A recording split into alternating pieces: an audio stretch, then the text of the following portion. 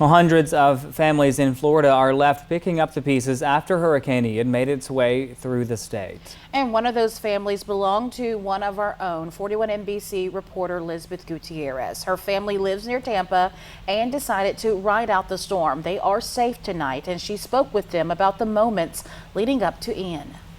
We get flooded. We get water that comes inside the house.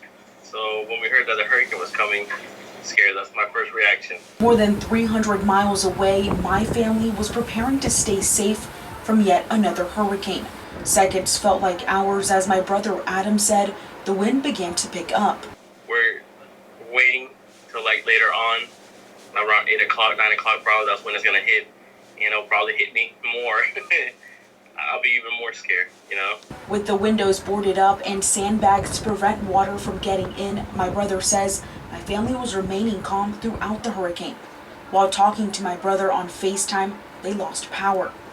We're just trying to stay positive, you know, pray that we'll be okay, that hopefully we did a better job this time of being prepared this time.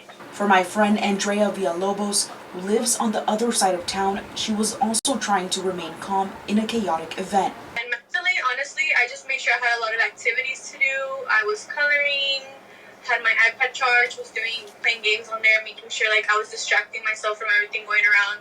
Over our FaceTime call, Andrea told me the scariest part of the hurricane was not knowing which direction it would take, but she's thankful for the minimal damage in her community.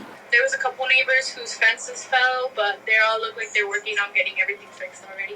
In other parts of the state, they weren't so lucky seeing major flooding.